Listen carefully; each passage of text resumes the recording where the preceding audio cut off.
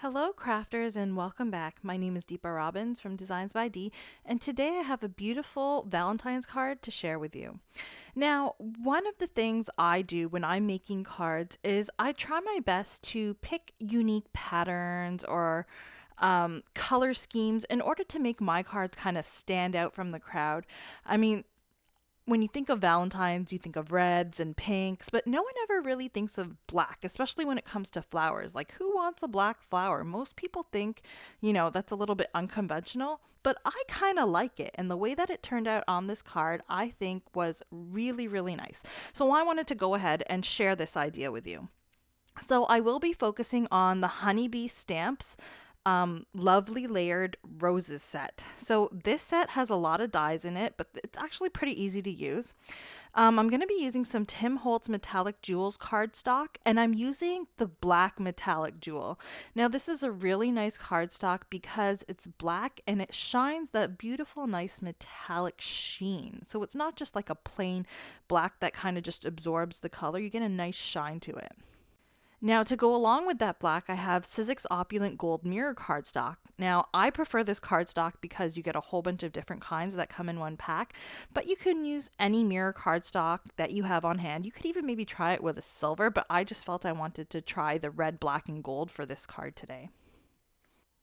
So there are actually 7 layers to this rose, which is why it is so beautiful. And because it has all these layers, you can create so much dimension. So I put together the first 2 layers. The back layer was actually just a plain black cardstock. The second layer was that black metallic jewel cardstock. And the third layer is that gold cardstock. So what I want are those bits of gold and that shiny black to kind of show in different places of that rose and kind of just highlight a nice black and gold rose in the end. So what I did with each layer is I made sure that I was using a foam square in between or a few foam squares in between. So the first squares that I used were pretty thick. And now as I'm adding the smaller layers on top, I'm realizing it's getting really thick. So I have these other foam squares that are not as thick. They're maybe half the thickness of the first squares that I used. So I started using those on the top layers just to still create that bit of dimension, but to also kind of tone it down a bit. Because, if you were to deliver this, it probably wouldn't make it through the mail not squished. So this is probably a card that you'd want to hand deliver. Now, you could always opt not to use all that dimension, and that's completely fine as well. You could maybe just glue everything down in the center and just use a few foam squares on the edges of your petals to kind of make them stand up a little bit, but not too much that you won't be able to mail it. Now that I'm done the main rose, you can see that's beautiful with that black and gold, and I strategically chose the blacks and golds so that certain areas would show. You can always play with the dyes as much as you want and get different looks. Now for the actual petals, I used Sizzix Opulent Gold glitter cardstock for the actual background of the petals and the stem, and then I used more of the gold for the actual leaves and the little details. I was just really going for a very classic but deeply colored card, and I really love the red and black theme. That's actually the theme I have in my house, but we have white with it too to lighten it up. So I thought the gold would it looked really nice on the card. Now, with this set, there's also a little bud, which I really like. I don't know about you, I love all of the flower dies, stamps, everything, but I always love the little buds that they add in because it just adds a little bit more to your card. So I decided to make the bud in the exact same way I made the flower. However, there's only 2 layers for the actual color of the bud, which would be the black and the gold. And what I did was for the back layer, I kind of offset the gold with the black with the same dye. So I created a 3rd layer in the back, and you could always do that too if you wanted to. These dyes are so forgiving that you wouldn't really notice if you maybe missed a layer or something like that. You could always do that if you wanted to make your flower not so full. So that's always a good tip to keep in mind is you can always alter your products to work for you. I mean, you don't have to use every single layer of that rose. You can maybe just use a portion of it, maybe cut it and just create like another bud or something else. It's completely up to you. And that's where I find the uniqueness comes in. And that's where you get your unique projects that just kind of stand out from the rest. I mean, we all have the same products. We all get the same products. It's that creativity and that uniqueness that really makes your project yours, correct? So for today, that's what I really wanted to be focusing on because, as I said, a black rose is pretty unconventional, but I thought in the end it looked really nice. Now, for the background, I just used some plain red cardstock, and this is actually cut to, I think it's 6.5 by 4.5. So, this is going to make me a 5 by 7 card. I always make my A7 size cards for the most part. And I'm just attaching it to my MISTI, which I found was the best way to do this since I'm going to have all of these stamps kind of hanging off the edge of it. And I'm using this Altenue Baroque Motifs stamp set, which goes perfectly with this look that I'm going for. It has such a classic old school, but like not antique but more of a like a royal type feel. And that's where I was really going with this card.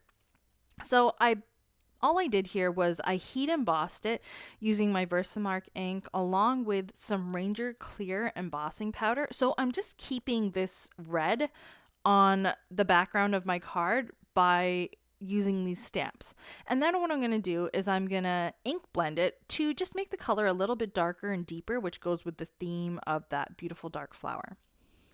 So I'll just apply my clear embossing powder, and I have to say that this is one of my favorite types of heat embossing to do, and by types I mean the clear embossing powder. I just love how when you put it on your paper it's completely solid white, and then as you actually heat it up with your heat tool it turns completely clear. I'm one of those people that loves chemical changes, changes in colors and things like this, and I just love how that goes from solid to completely clear. It's just such a cool process. So now I'm going to go ahead with my ink blending. So I'm using the Distress ink. You could use oxide inks if you wanted to. It really doesn't matter. You'll still get the same type of look. I'm using Aged Mahogany here because it's the darkest red that's in this line of inks that I could find. And I'm going to darken it up a little bit more afterwards with some black soot as well. So all I'm doing is I'm kind of blending it from the outside in on all four sides of this card to just create a bit of a border. And again, by doing this, it draws your eye into the center of the card where that main flower is going to be. Now, my ink pads are just a little bit dry, so I'm not going to be picking up a huge amount of ink, but if you have really well and inked and juicy ink pads, be very careful to kind of tap off just a little bit, especially with that black soot, because you don't want like a big blob of black there. You want to kind of blend from off the background onto the background. Now for my sentiment, I've got the Spellbinders Calligraphy Hearts set here, and I'm using just one of the sentiments here. And I'm going to be using some Spellbinders gold foil with it. You can see I have a little box of all these extra pieces of foil. This comes in handy because I don't like throwing out my foil. Now with the solid plate, I don't have to throw anything away. So I keep all of it. I don't always foil with the solid plate while I'm doing stuff. I'll save it and then do it later. But then keeping all these extra pieces comes in handy, especially for sentiment strips like this. And so I used the coordinating sentiment strip die there to cut out that little sentiment, and the final product looks really nice. But I need more of a sentiment, so I'm going to go ahead and start using this Pink Fresh Studio Leah's Ornate letter dies. These are really nice. So with these dies, I'm cutting out an XOXO, and it cuts out an outline and the center of the die. So what I did was I cut it out from the gold mirror cardstock and from some plain black cardstock, and then I separated those layers. Now all that I'm doing is I'm adding some foam squares to the backs of these, and I'm doing it in such a way that it's overlapping not only that outline but the center, where I'm going to add the black piece so that I get a nice gold outlined black letter. And once I've got the letter, kind of the inside portion of the letter stuck there nice and well, I'll add some more foam squares just so that I can evenly prop this up on my card. And I'll do the exact same thing with the O's and the other X for this whole sentiment XOXO. And at the end of the day, you're going to get a nice die cut sentiment that completely matches the gold and black flower that we just made earlier. So this process can be a little bit finicky, but keep in mind we're only doing 4 letters here, so it's not going to take you too long. And it really is worth it because the effect of that outline letter in the end just looks so absolutely stunning, especially on this card with the dark colors and the shine. So I'll just continue to add the extra little foam squares, and the foam squares come in handy because now that you got them on there, you don't have to add any more adhesive. You just peel the backs off and stick them onto your card. And you can see that looks really nice. So now to put this all together, I'll be doing some matting, and I'm using some black on the actual back of the card. And this is going to give me a nice black outline. And then for that gold glitter cardstock, you can see I cut the center out there. And I do that with a lot of my cards when I'm matting because I hate it's going to be basically wasted behind that red cardstock. So I might as well cut it out and save it for use later. Nobody's going to know that you only cut out a frame. So now to attach this to the red cardstock, you could use any adhesive, but because this is glitter cardstock with a bit of a plasticky feel on top, I thought that the strong double-sided adhesive would work well for this. So I went ahead and attached that red Baroque motif background to the front, or to that gold piece, which gives me a nice gold border. And then I'll attach that to the black piece, which gives me a nice black border around the gold. So once I've got everything nice and matted, I will go ahead and put together the flower. So I've kind of just mapped out kind of where I want everything on the front of the card. You could change this up if you want. Maybe turn it into a landscape position and have it a top folding landscape card. Or maybe you want to just position the letters above the flower. I don't know. It's completely up to you. And you can basically take this design and run with it and create something completely different. You know, I'm making a black flower here, but maybe you saw those jewel tone cardstocks. Maybe you want to use a nice deep blue. That would look really nice with this. And that was actually something I was thinking of as well, but in the end I settled on the black. So I basically just glued all of those little flower pieces to the card with some Barely Art glue, just some liquid glue. I don't need anything more because I have so much dimension in that flower already. I don't need to add more. Now, what I like to do for letters like this that are all separated, so they're not a connected die, so you kind of have to line them up a little better, is I take all of the adhesive off the backs of them so they're ready to go. And then I will place them down, but not push them down yet. That way I can kind of lift them up, move them around, and once I've got them exactly where I want them, then I will push down and make sure that they're completely stuck to the card. So now I just have that beautiful little sentiment strip which ties in that beautiful red. You melt my heart, and I'll put that on top of that XOXO. And I'm always afraid to do this because I hate covering up sentiments, but it looks really nice in the end.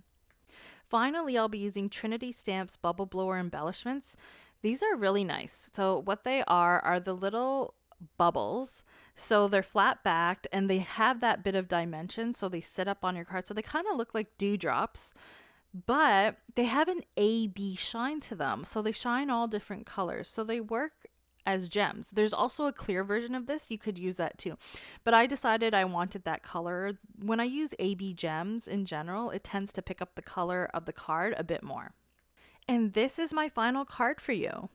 Now, I really like this card, just makes me think of tango, like the word tango with the dance and the rose in the mouth. And I really love the way that this turned out, and I had to share it with you.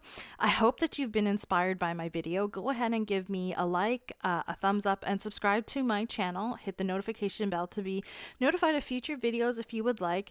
And go ahead and create your own unconventional color themed cards because I would love to see what you create with this idea. I love the idea of being unconventional, using different colors that are not really, known for that occasion or holiday, and creating something that's completely new and unique. So again, all of my products are listed on my blog. Everything's linked in the description, and I hope that you guys have a great weekend and have been inspired to create something unique of your own. Bye.